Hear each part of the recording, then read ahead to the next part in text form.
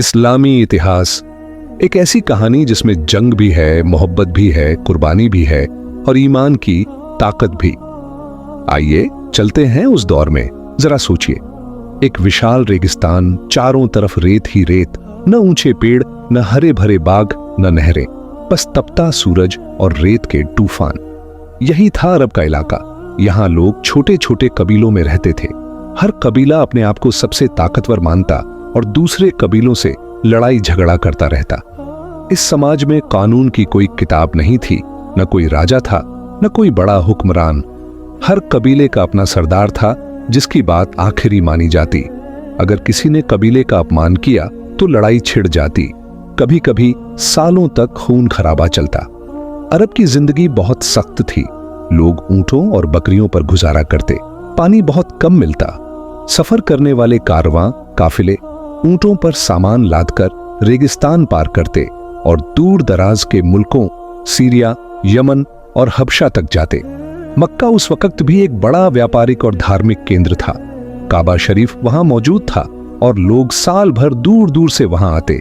लेकिन अफसोस, वह काबा जो हजरत इब्राहिम अलैहिस्सलाम और हजरत इस्माइल अलैहिस्सलाम ने सिर्फ अल्लाह की इबादत के लिए बनाया था, अब उसमें 360 से ज्यादा बुत मूर्तियां रखी हुई थीं। लोग उन मूर्तियों को अपना खुदा मानते, उनके सामने सजदा करते और उनसे मदद मांगते।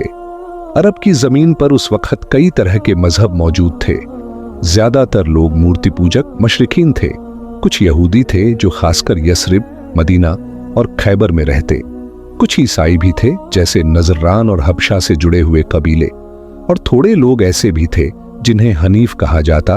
वो न तो मूर्तियों को मानते और न यहूदी ईसाई मजहब अपनाते। वो कहते, हम सिर्फ इब्राहिम अलैहिस्सलाम के दीन पर हैं, यानी तौहीद, एक अल्लाह पर ईमान। लेकिन ये लोग बहुत कम थे। ज्यादातर अरब अंधेरे में डूबे हुए थे। अब सोचिए, औरतों के साथ क्या बर्ताव था। अगर किसी के घर बेटी पैदा हो जाती तो वो शर्म से उसका चेहरा छुपाता। कई कबीले अपनी मासूम बेटियों को जिंदा दफना देते, सिर्फ इस डर से कि कहीं वो बड़ी होकर किसी दूसरे कबीले में चली जाएगी। औरत को मीरास, विरासत में हिस्सा नहीं दिया जाता था।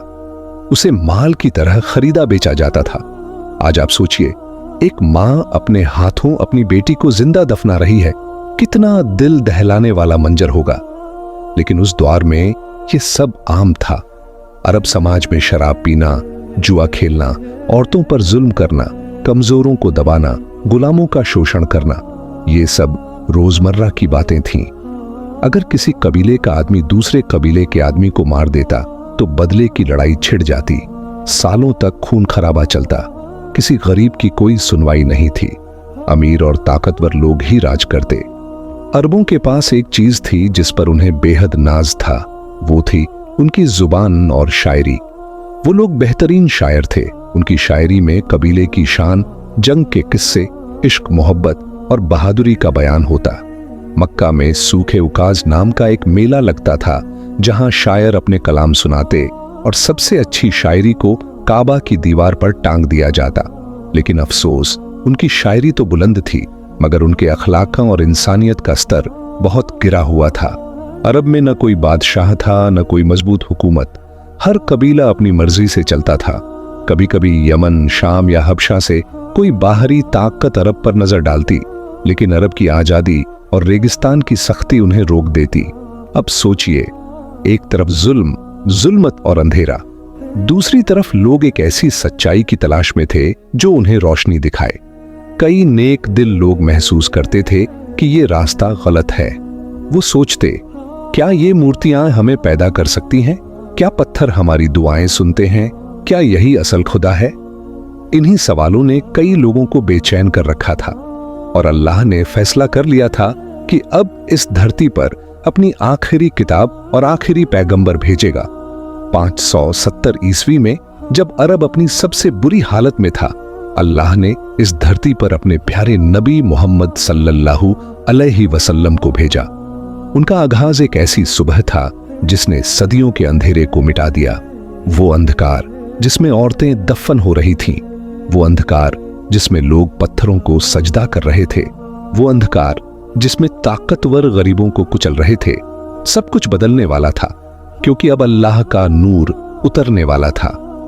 इस्लाम से पहले का दौर एक आईना है जिसमें हमें समझ आता है कि इंसान जब अल्लाह की हिदायत से दूर हो जाता है तो वो कितना अंधेरे में भटक जाता है।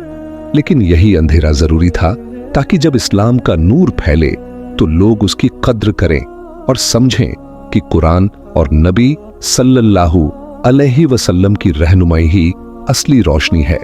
इस्लामिक इतिहास की ये कहानी का ये था पहला हिस्सा।